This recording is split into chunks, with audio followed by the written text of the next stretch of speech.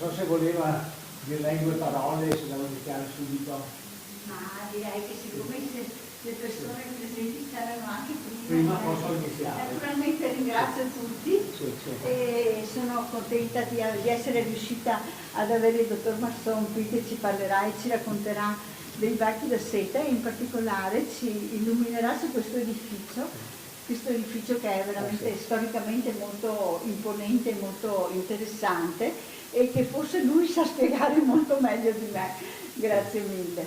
Bene, allora io ringrazio la dottoressa Silvia e il conte Brandino che ci ha dato questa meravigliosa opportunità di trovarci qua assieme tutti quanti oggi su un tema che a me sta particolarmente a cuore.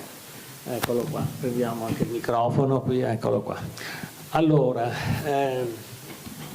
parlare della seta è una cosa estremamente impegnativa perché ci vorrebbe tantissimo tempo. Comunque veniamo subito al dunque. Di sopra, nel piano immediatamente superiore a questo dove ci troviamo noi adesso, c'è voi vedete questa immagine anche qui sulla parete di questa foto, io ve la farò vedere anche come diapositiva. E questa barchessa nel 1872 era stata appunto attrezzata sul piano superiore per l'allevamento del bacco da seta. È stata fatta una cosa di incredibile importanza in quel momento, dopo vi dirò le motivazioni, ed è la struttura in questa ottica senz'altro la più importante che mai fu costruita non solo nel Veneto ma in tutta Italia e sicuramente anche in Europa, quindi è qualcosa di veramente importante. Io poi ho anche delle diapositive di questa struttura che dopo vi farò vedere man mano che andiamo avanti con le diapositive, però vi anticipo subito che fu studiata nei minimi particolari, non è che fosse un allevamento come gli altri che quindi bastasse alloggiare i prodotti, era un qualcosa di vivo. L'allevamento del bacco da seta che come voi sapete nel giro di 28 giorni moltiplica il suo peso iniziale di ben 8.000 volte mangiando un mare di foglia di gesso, per cui in quell'occasione, dopo come vedremo, erano stati condotti un sacco di studi proprio per cercare di ottimizzare questo risultato della bachicoltura. Però partiamo dall'inizio. Allora, un attimo solo qua che... Ecco, intanto quando si parla di seta, qua cosa c'entra l'aereo? È che con la seta si faceva tutto, comprese le ali degli aeroplani. Nella prima guerra mondiale il Congresso degli Stati Uniti stanziò una cifra spropositata proprio per fare le ali degli aerei con la seta.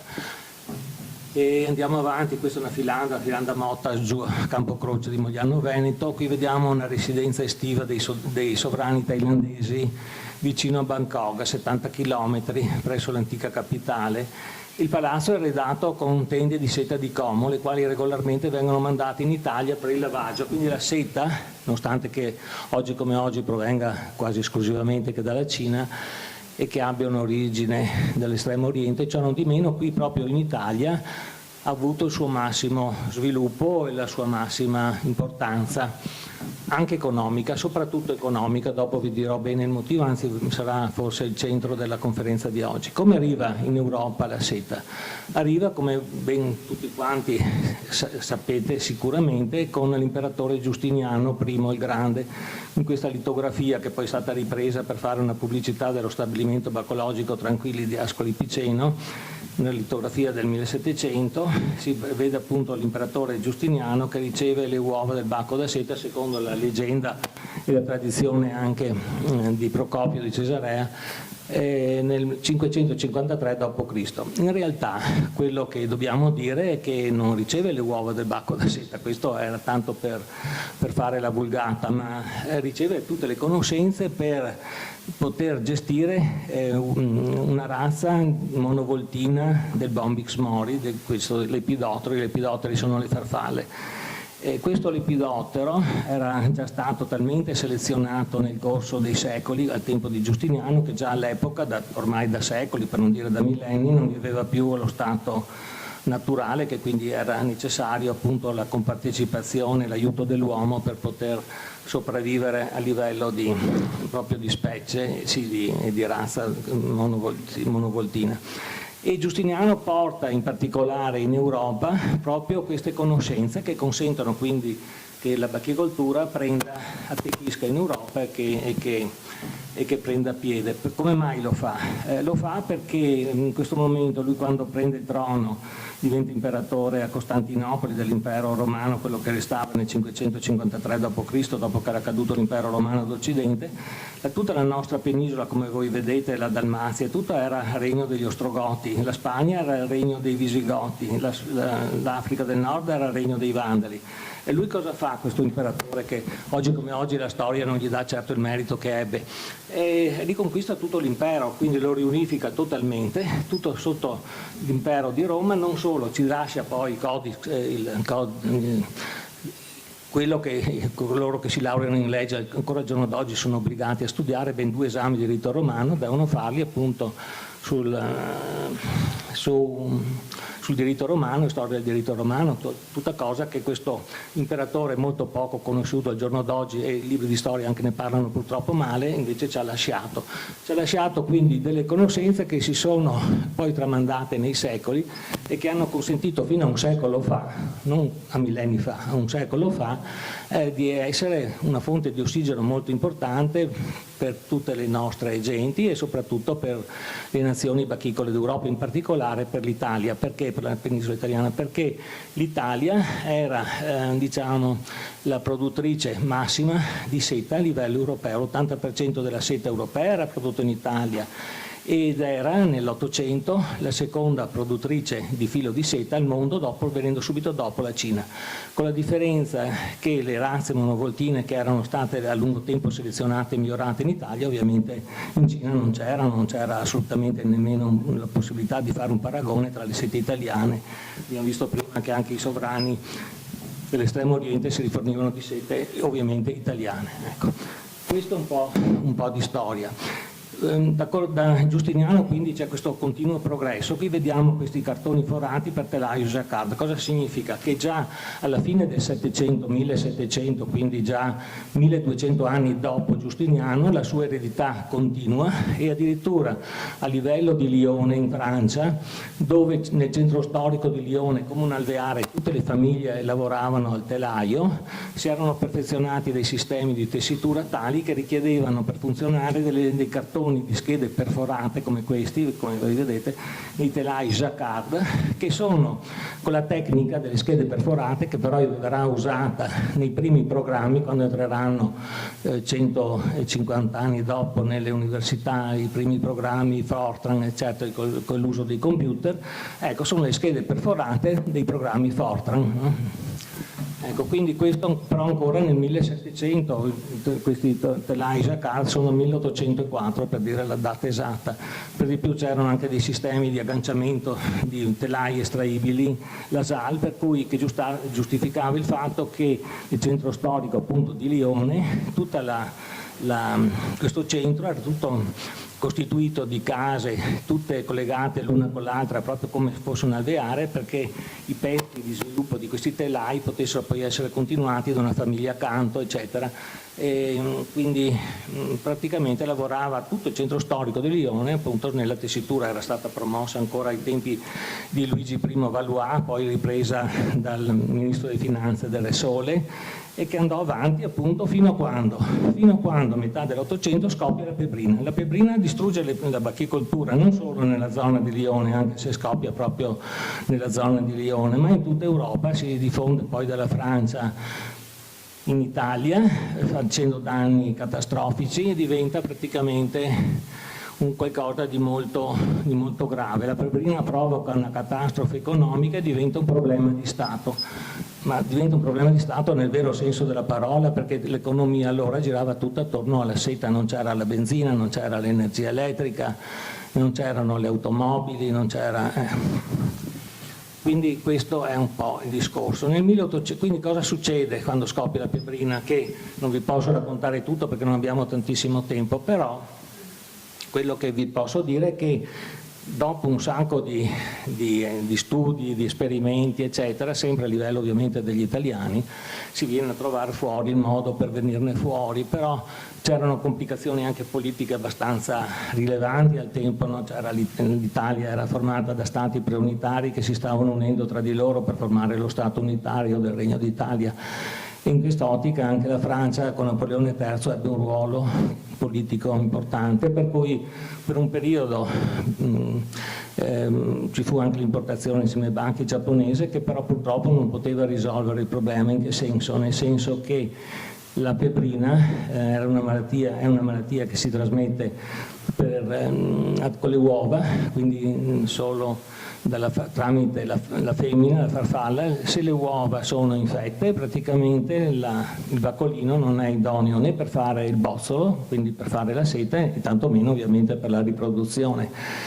Altrimenti, se il bozzolo, il seme fosse anche sano, quindi fosse nato dall'importazione del Giappone un baccolino sano, questo si sarebbe inevitabilmente ammalato durante lo sviluppo larvale e quindi di conseguenza non sarebbe stato più utile per la generazione successiva, quindi l'anno dopo, per continuare lui accoppiandosi in Italia a fare semebacchi buono per l'allevamento. Quindi questa importazione del semebacchi dal Giappone doveva essere ripetuta di anno in anno con costi e rischi infiniti, e per di più anche per il fatto che queste razze monovoltine richiedevano delle attenzioni estremamente precise, che ovviamente facendo viaggi della durata di tanti mesi per portare il seme dal Giappone in Italia e tutto, non era ovviamente minimamente pensabile che venissero rispettate, e quindi con conseguenze enormi poi nell'andamento degli allevamenti, che non potevano essere ottimali, e quindi nella resa in seta.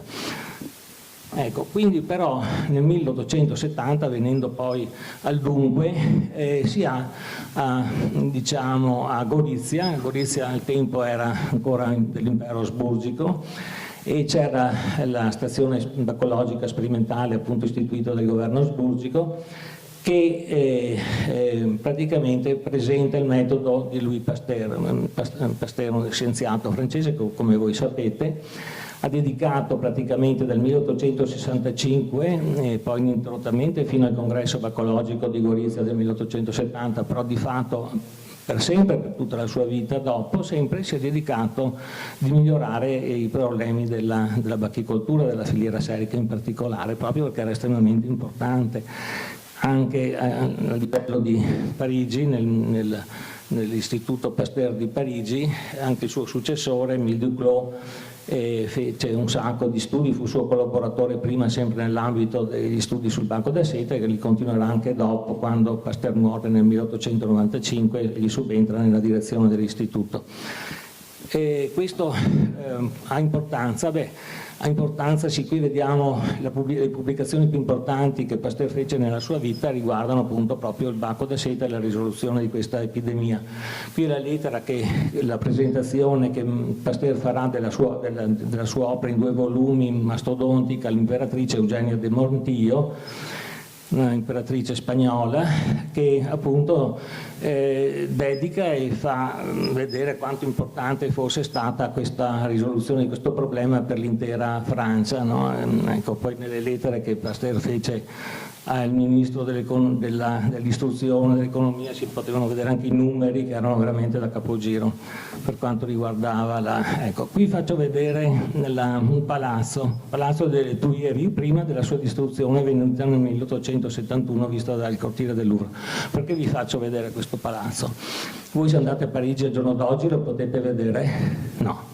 Non lo potete vedere perché è già scritto là, no? È stato distrutto nel 1871, nel 1870 cade Napoleone, c'è una rivoluzione sul tipo di quella successa prima, però questa altrettanto distruttiva, forse anche di più per alcuni aspetti. E perché ve lo faccio vedere? Perché quando Pasteur poté, diciamo, avere la conferma in base, dopo i primi anni degli esperimenti che fece, precisamente nell'autunno del 1868, che gli studi fatti, gli esperimenti fatti dagli italiani effettivamente consentivano di superare il problema della febbrina, comunicò questo tanto al ministro dell'agricoltura francese, il quale immediatamente ne informò l'imperatore e il ministro della Real Casa, e gli esperimenti dimostrativi della validità dei suoi studi vennero fatti dove?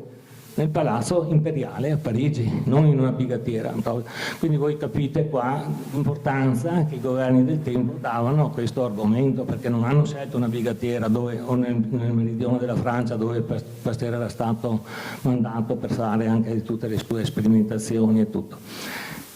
E Pasteur poi, quando morì, venne dapprima sepolto con gli onori di Stato a Notre-Dame de Paris, poi la sua famiglia volle che venisse sepolto nella cappella del museo che è stato istituito proprio presso l'Istituto Pasteur a Parigi, e sulla parete di sinistra sono riportate proprio tra le cose appunto che si vogliono ricordare, le malattie di bacche da seta che lui affrontò e che risolse. Ecco, quindi non sono cose da poco, no? Si fa vedere come effettivamente anche proprio a livello dei governi del tempo l'argomento seta era al primo posto come importanza. Adesso veniamo, questa è una domanda importantissima che però ho fatto vedere prima, che già c'era tutta questa attenzione di questi governanti. E quindi, come diciamo, c'è il varo del metodo Pasteur col congresso internazionale di Gorizia del 1870, scattano subito tutte quelle diciamo, disposizioni e indicazioni da parte delle autorità amministrative, dei vari comizi agrari, cattedre ambulanti d'agricoltura, eccetera, per fare in modo che si formasse una classe sempre più preparata nell'ambito dell'allevamento del bacco da seta e della filiera serica, ma soprattutto dell'allevamento del bacco da seta. Poi vi dirò il motivo. Ecco, qui qua si vedono anche per sistemi di allevamento più usati. Ecco. E cosa succede? Succede che nascono proprio degli istituti appositi sia per la produzione del semebacchi secondo il metodo della selezione. Intanto questi tecnici, scusate qua, venivano anche diplomati bigattini, quindi c'era anche gli istituti ad esempio della produzione del semebacchi secondo il metodo Pasteur, erano anche scuole che quindi facevano dei corsi anche pratici o anche teorici al termine dei quali gli allievi venivano diplomati bigattini, allievi o allieve, perché di fatto poi con l'andamento del tempo erano quasi tutte signore, giovani ragazze, anche le bigattine, oltre che le maestranze delle filande e degli stabilimenti baccologici erano tutte signore. Anche qui vedo che la popolazione sia prevalentemente di genere femminile, no? Ecco. E diciamo subito che non era per niente facile, quello che ci portò qua Giustiniano ebbe dei risvolti economici importantissimi, ma non è che fosse una cosa così immediata, uno dice beh, ho i semebacchi e lo riproduco, faccio, no. Intanto bisogna subito dire che oltre che il mantenimento delle razze pure bisognava fare dei primi incroci, e questi primi incroci andavano incrociati tra di loro, e quindi in seconda generazione con un secondo incrocio da quell'allevamento nasceva il bacco che faceva il bozzolo. Se il bozzolo era femmina, nasceva la farfalla femmina, deponeva le uova, e solo quelle uova erano quelle destinate per la seta delle filande, quindi solo in seconda generazione. Il nostro, mi rivolgo anche al mio cugino che è qua in sala, il nostro bisnonno fu proprio colui che fece questi studi di genetica e che li codificò, li pubblicò nelle riviste ancora del 1800, e che furono poi sempre alla base proprio nell'ambito della produzione del semebacchi, sempre adottati fino all'ultimo, no? Ecco, molto importanti. Ecco. E lo Stato italiano cosa fa? Il Regno d'Italia cerca in tutti i modi che nascano degli stabilimenti proprio per fare questo semebacchi secondo il metodo di Pasteur. Quindi qui vedete, quindi qui siamo 1870, qui siamo 1895, quindi quasi 25 anni dopo la presentazione, quindi ormai la febbrina era già stata risolta. Ciò non di meno lo Stato continuava sempre ad avere questo desiderio immenso che ci fossero nascite di questi stabilimenti baccologici, di questi istituti per garantire la presenza di questo semebacchi sano che poi si convertiva in bozzoli di particolare ricchezza in seta. E qui ad esempio vediamo Comez dell'Umbria, incoraggiato dal Ministero di Agricoltura, Industria e Commercio, che nello scorso anno mi preselse per mandarmi a sue spese a Padova a studiare bacologia presso quella regia stazione bacologica sperimentale. Incoraggiato da molte autorevoli persone di questa città, mi pregio trasmetterle, comunicarle che ho aperto in Todi uno stabilimento bacologico, eccetera, eccetera. Quindi voi vedete che c'era proprio lo Stato che andava in cerca di quei personaggi in grado, che avessero le capacità, ecco, di poter poi... Quindi questo tanto per capire a che livello di importanza dava le autorità a quel tempo su questo tema. Ecco. Quindi qui vediamo una riproduzione, una vecchia stampa di un allevamento, di una cucina agricola. Sì, questo forse prima del metodo Pasteur, ma dopo il metodo Pasteur certo veniva fatto dappertutto, se certo condizioni economiche modeste ovviamente si coltivava dappertutto, però lo Stato cercò in tutti i modi di fare in modo che ci fossero almeno delle linee guida più importanti, e quindi venne promossa sia un potenziamento nell'ambito della trattura della seta nelle filande, e infatti venne istituita qui nel Veneto la filanda nel 1870, una filanda molto di Salzano, molto importante, e come bigattiera, la bigattiera più importante che venne promossa, istituita proprio qui poi dai conti Brandolini, fu qui a Vistorta, e che è subito qua di sopra e che voi la vedete in questo quadro qua. Ecco. Bigattiera a questo livello, io posso dire che non ce ne sono altre, quindi in questa bigattiera, sì, in questa barchessa, quel piano di sopra era stato proprio concepito, studiato, eccetera, proprio per, ecco, voi vedete, lo vedete di sopra, è subito sopra la nostra testa, voi vedete le ampiezze, voi poi vedete qua, parte delle ampiezze, ricordo, vedete che era stata studiata per il riscaldamento. Questi qui sono tutti caminetti, non solo per assicurare il ricambio d'aria, ma anche per mantenere sempre quella temperatura ovviamente costante, perché veniva mantenuta sia come umidità che come temperatura sempre costanti. Il ciclo vitale era un qualcosa di estremamente importante che doveva essere controllato in maniera rigorosissima, perché erano pochissimi giorni di tempo che dava da quando il bozzolo si trasformava, il baco si trasformava in crisalide all'interno del bozzolo, restava lo stato di crisalide per solo 12 giorni, e finiti questi 12 giorni lui usciva come farfalla, il bozzolo, la crisalide si trasformava in farfalla, e uscita dal bozzolo aveva non giorni ma ore per deporre le uova. In quelle ore, quindi non più giorni, c'era tutto il lavoro ad esempio degli stabilimenti bacologici, e quindi voi provate a pensare com'è che si poteva programmare allevamenti destinati a conferire i loro bozzoli, ad esempio lo stabilimento bacologico, l'anno dopo, perché erano tutte razze annuali, quindi una sola generazione all'anno, proprio quel giorno, in modo che in quelle poche ore a disposizione quella partita, dopo la cernita, dopo tutti gli esami preliminari, potesse accoppiarsi con quell'altra partita che arrivava da un'altra zona. Quindi cose veramente da fantascienza, invece però si realizzavano ed erano indispensabili, no? Perché come avete visto prima erano tutto secondo incrocio, in seconda generazione, poi il seme Bacchi che andava per fare. Quindi c'erano delle difficoltà di organizzazione di questi lavori veramente incredibili al giorno d'oggi, e che penso che potrebbero, sì, però venivano realizzati ed erano... La seta grigia, denominata, adesso veniamo a rispondere alla domanda, denominata anche seta pregiata, concorse a formare la base monetaria. Ecco, per qual motivo quindi la seta ha avuto tutta questa importanza? Perché in fin dei conti c'era anche la lana, c'era la canama, c'era tante altre fibre, no? E invece no, perché la seta nel corso dei secoli, quindi non nel Novecento, ma da sempre, costituì base monetaria, cioè praticamente nel corso dei secoli, quindi molto prima di Giustiniano, da sempre, praticamente gli scambi tra nazioni venivano fatti con beni reali, quindi noi sappiamo al giorno d'oggi l'oro, l'argento, no? E però diciamo quello che veniva più usato, più dell'oro, più dell'argento, era proprio la seta grigia. E in questo senso, ad esempio, vediamo qua se lo trovo subito, ecco, ad esempio qua.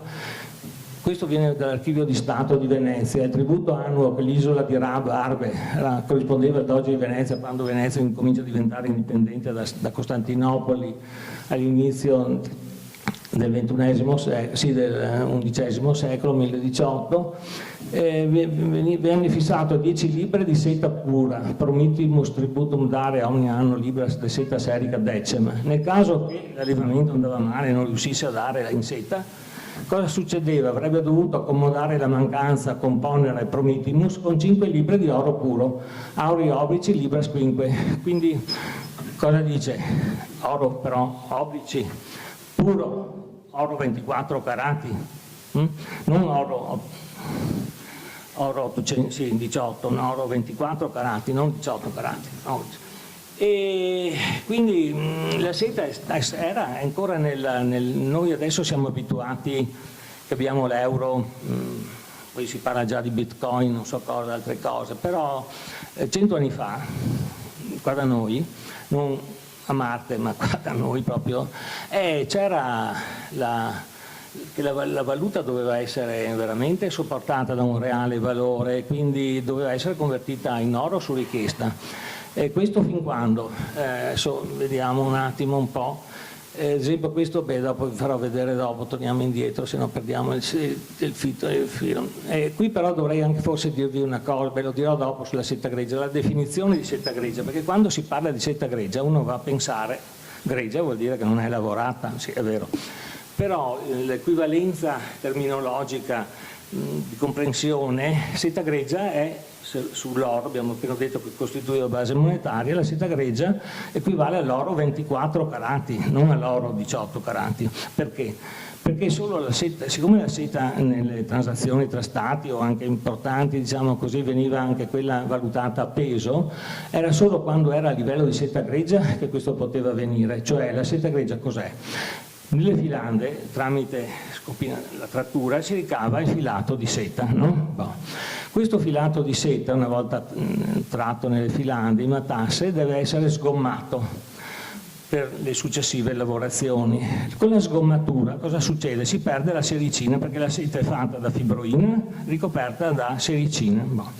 Si perde la sericina con la sgommatura e quindi necessita, una volta che è andato in queste soluzioni di acqua bollente con saponose e tutto per togliere la sericina, perde di peso e deve essere caricata, ma in quel processo, in quel momento là, può essere caricata di più, di meno, tutto, quindi il suo peso reale cambia e quindi deve essere, diciamo, oggetto di transazione, viene marchiata per il suo effettivo valore prima che subisca questo processo di sgommatura e quindi quando è ancora a livello di seta grigia. Per cui anche nelle relazioni che si può trovare, chi volesse fare degli studi e delle ricerche a questo proposito presso ad esempio gli archivi della Banca d'Italia, la Banca d'Italia solo seta grigia, perché quella dopo non aveva più nessun valore oggettivo, obiettivo, no? Ecco. E quindi qui ad esempio voi vedete che ad esempio questo sono certificati addirittura convertibili immediatamente in monete d'oro, quindi no, ad esempio questo sistema aureo monetario nel quale la base monetaria è una base fissata d'oro, vabbè, fino al 1933. Per come mai? Cosa succede? Ecco, noi qua dobbiamo, qui siamo subito prima del 33, 5 gennaio 33, qui vediamo il sole 24 ore, allora si chiamava sole solo perché la fusione col 24 ore, l'altra testata viene dopo, quindi il sole. Qui si vede che la seta viene anche, diciamo, c'è la borsa sete di New York, Yokohama, quindi la seta era ogni giorno quotata nelle principali borse seta del mondo. Quindi quando noi pensiamo alla seta come camicetta, pensiamo male, cioè pensiamo a una cosa che non conta. Abbiamo già visto le ali dell'aereo prima, i paracadute fino alla seconda guerra mondiale, con la seta si può fare non tutto, ma 1000 volte più di tutto. E quindi se noi poi ci focalizziamo solo sull'aspetto della tessitura, prendiamo un abbaglio, perché non è quello il valore della seta. Con la seta, come si dice, si fa tutto e più di tutto, quindi è stata, diciamo, fino al 1933. Tutto crolla nel 1933, come mai? E quindi questo anche la Banca d'Italia, questo non è neanche di tanti anni fa, 2001, no? E fa vedere in questo quaderno della Banca d'Italia, in queste ricerche storiche fatte dalla Banca d'Italia, cos'è che dice in sostanza? Dice che la Banca d'Italia interessava la produzione della seta nella filiera serica, ma solo fino a livello della seta grigia, non della seta grigia in dopo, cioè non a livello di torciture, tessiture, settifici, no. Banca d'Italia interessava quello che poteva essere base monetaria, quindi la seta grigia. E l'Europa in quel momento era...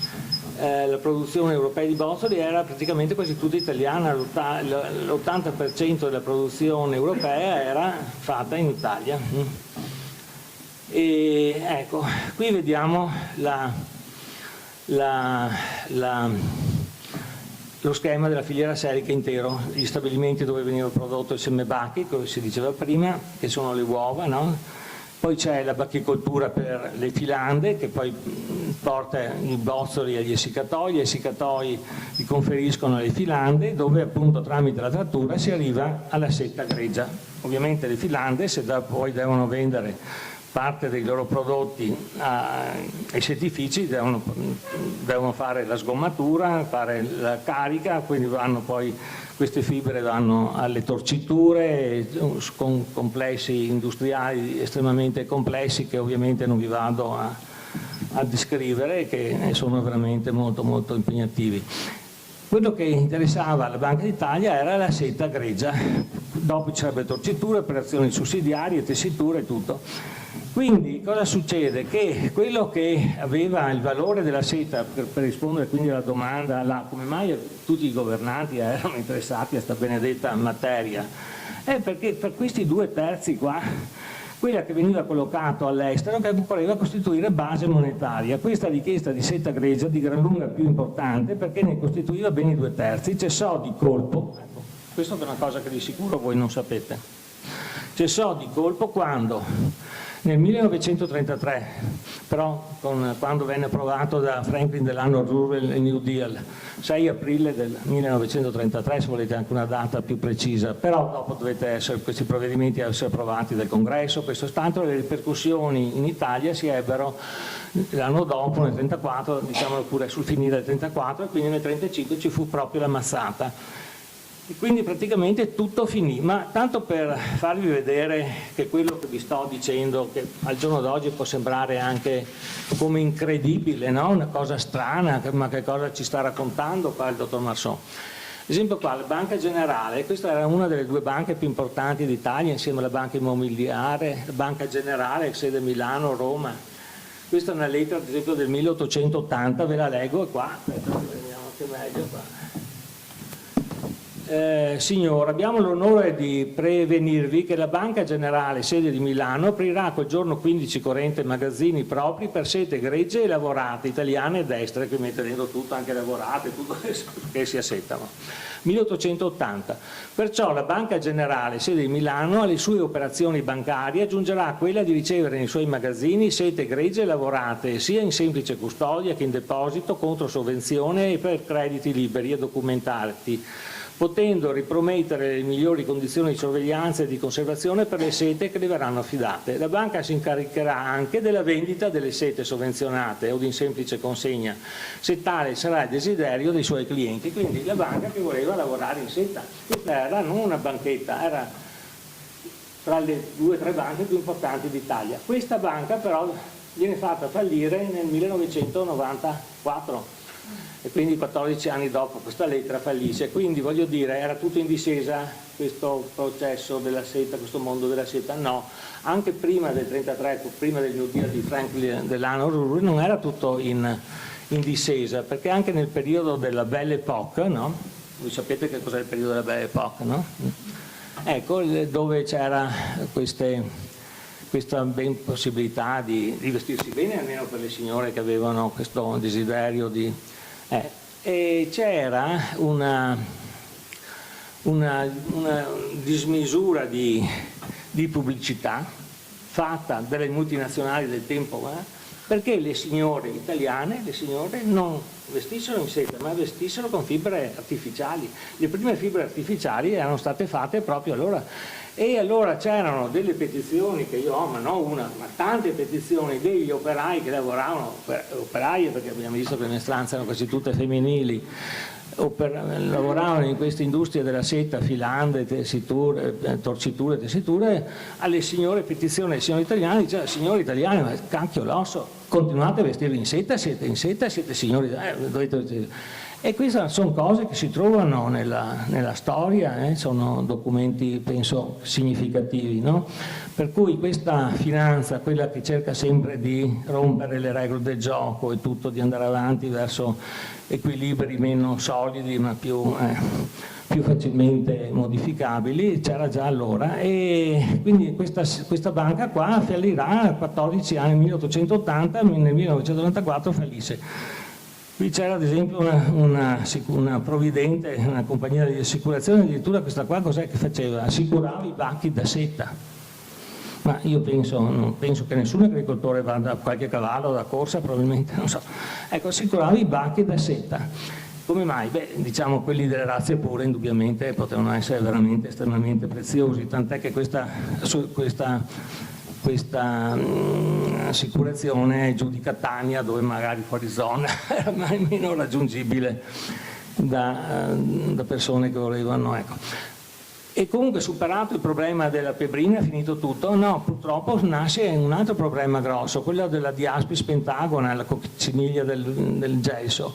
E questa cosa fa, questa Diaspis? Distrugge tutti i gelsi, come vi ho detto prima, durante questi 27-28 giorni dell'allevamento il banco da seta mangia quantitativi enormi di foglia, perché aumenta di ben 8.000 volte il suo peso. E qui vediamo com'è che viene risolto. Anche questo però è un problema che verrà risolto. E verrà risolto come? Verrà risolto grazie a sempre un italiano, Antonio Berlese, tramite la lotta biologica.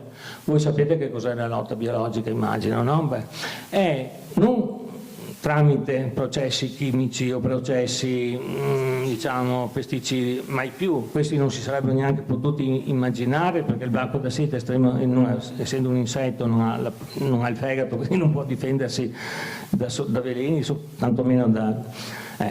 Per cui la lotta biologica è, diciamo, il sistema più naturale, più indolore per risolvere i problemi. E infatti con questo altro insettino qua, che era Encarsia formosa, che poi prenderà il nome proprio in onore del professor Berlese, Prospaltella berlesei, per ricordare appunto, viene usato questo insettino, che è un antagonista della Diaspis, cioè praticamente questo piccolo insettino qua va a deporre le uova dentro la cocciniglia. Questo per natura, questo ha scoperto, perché questo Berlese dice: ma come mai in altri paesi in Estremo Oriente pure ci sono anche là queste cocciniglie e tutto lì, però non c'è tutto questo disastro a livello dei gessi? E perché poi ha scoperto che c'era questo insettino, questa Encarsia formosa, questa piccola vespetta, che ne controllava praticamente il numero, gli impediva di proliferare, e venne fatta tutta una operazione immensa proprio per salvare quindi la bachicoltura. Vi faccio vedere ancora alcune cose che anche qui vi fanno capire che livello di importanza che tutte le amministrazioni pubbliche davano a questo problema. Ad esempio qua, comune di Conigliano, qua, il sindaco ordina tutti i proprietari del comune di far eseguire entro il corrente mese di febbraio la cura di detta malattia resa obbligatoria per legge, diffidandoli che in caso di inadempienza la cura verrà nei loro fondi applicata d'ufficio, quindi la fa comunque il comune. Quindi se avete dei gessi, intanto i gessi erano tutti censiti, cioè non è che uno potesse avere dei gessi di nascosto, erano tutti censiti. E diffidandoli che in caso di inadempienza la cura verrà fatta nei loro fondi d'ufficio per mezzo di commissari espressamente nominati, e le spese verranno rimborsate al comune, eccola qua. e le spese verranno rimborsate al comune dai ritardatari stessi, presso i quali l'esattore comunale si incaricherà di esigere la rispettiva aliquota valendosi dei privilegi fiscali, salvo le penalità sancite dalla legge. Quindi era una cosa obbligatoria, cioè i gessi erano sotto una protezione speciale delle autorità proprio perché erano la fonte della bachicoltura, no? Quindi voi provate a pensare che cosa significava questo tipo di bigattiera qua. Le operaie delle filande qui attorno facevano la gara per poter avere i bozzoli che venivano fuori dalla bigattiera dei conti Brandolini. Perché? Perché erano bozzoli che bene o male avevano magari una qualità migliore, quindi c'erano maggiori facilità poi nella dipanatura, nella lavorazione. Ecco, una cosa che non vi ho detto però penso che sia bene dire è che praticamente cosa succede? Quando si parla di fibra lunga, che vi ho detto all'inizio, l'epidottero, Bombis mori, bacco da seta, fa questo filato lungo anche chilometri, no? Ma da questo filato lungo chilometri che era chiuso nella corteccia del bozzolo, quant'è la parte che effettivamente riusciamo a usare, a sfruttare? Uno pensa tutta, mai più. Se va bene 50-60%, come mai? Appunto perché questi bozzoli, quando si entrano nelle bacinelle d'acqua calda delle filande dove ci sono queste...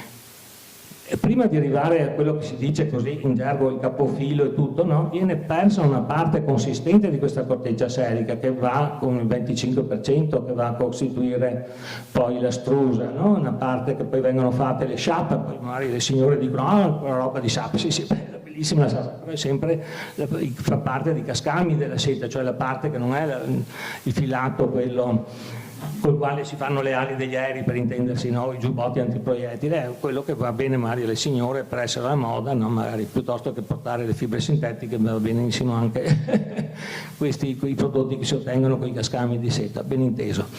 E altrettanto poi la parte terminale del bozzolo veniva persa, per cui di questo filato lungo c'era solo la porzione centrale che veniva effettivamente presa, e questa porzione era notevole, e solo qua in Italia, grazie appunto a tutta la genetica sviluppata dagli stabilimenti bacologici.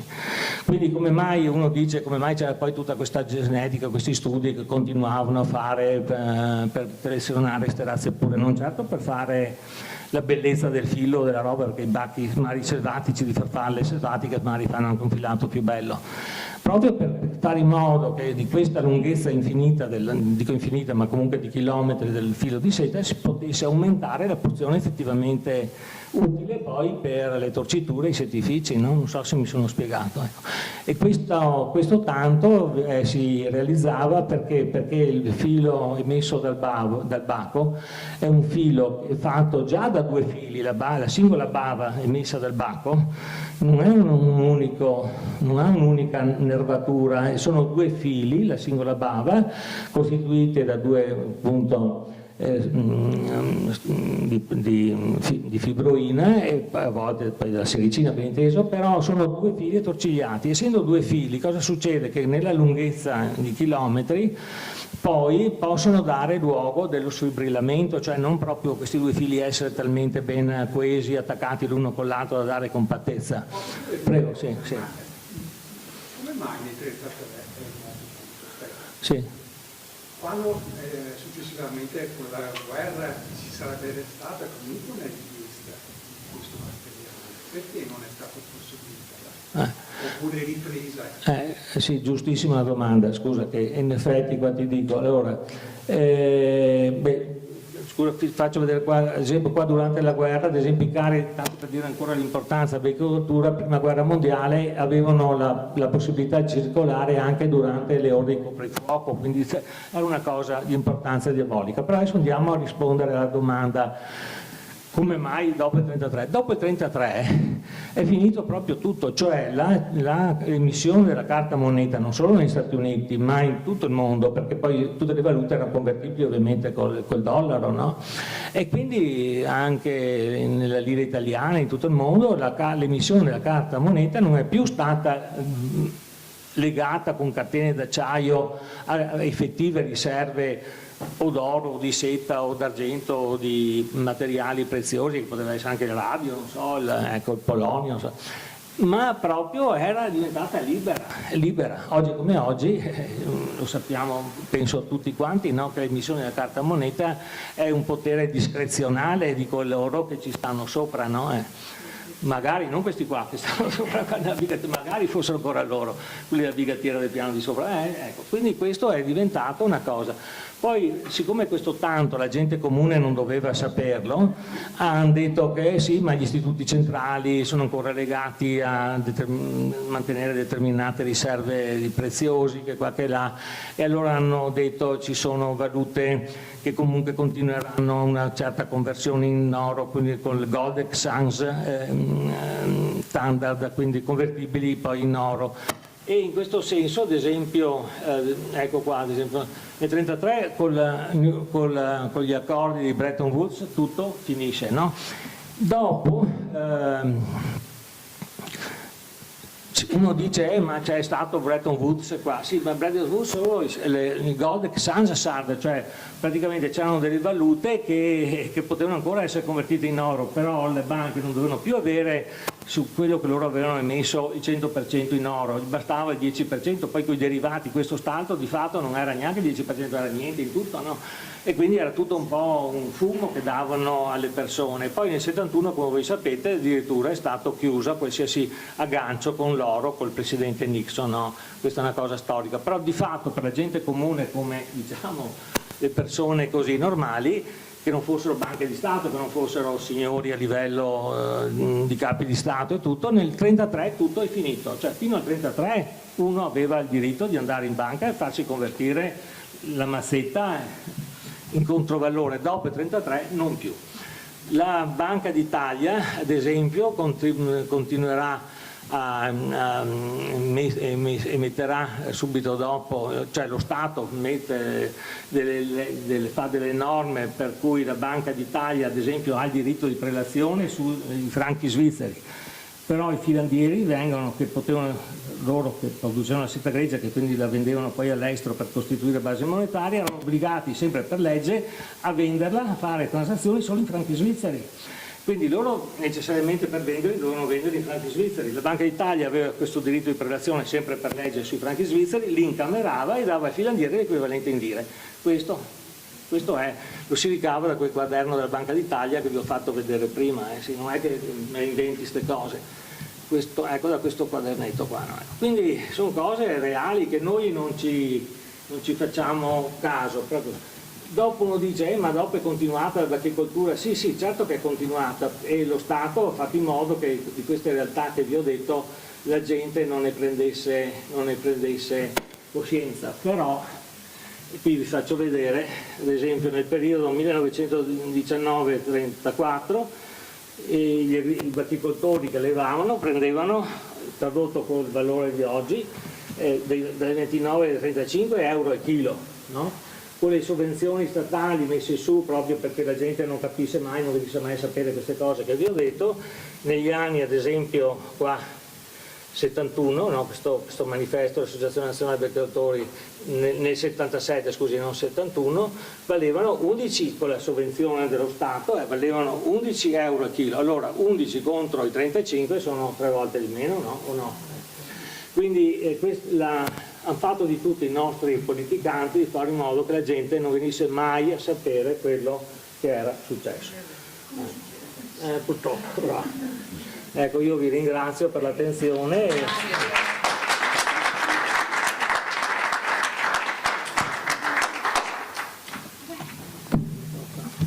Se c'è qualche domanda sono ben felice. Grazie.